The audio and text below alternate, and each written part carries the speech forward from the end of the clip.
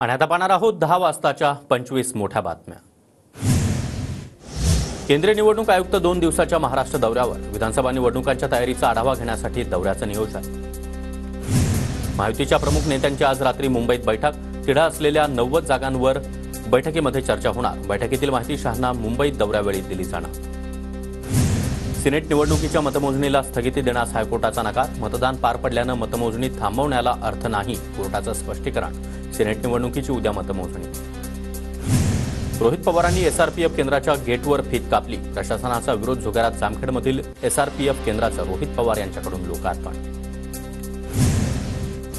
कोकणातल्या 3 जागांवरून महाविकास आघाडीमध्ये रस्सीखेच। चिपळूण सावंतवाडीवर पवार गट तर राजापूरसाठी काँग्रेसचा दावा। घोषणाबाजी झाल्यानं जयंत पाटील भडकले आणि भाषण थांबवलं। अहमदनगरमधील शिवस्वराज्य यात्रेदरम्यानचा प्रकार। मनसे अध्यक्ष राज ठाकरे 2 दिवसांच्या विदर्भ दौऱ्यावर। विदर्भातील विधानसभेच्या जागांचा राज ठाकरे आढावा घेणार। संभाजीनगरच्या गॅलेक्सी रुग्णालयामध्ये परिवर्तन महाशक्तीच्या नेत्यांनी मनोज जरांगे यांची भेट घेतली।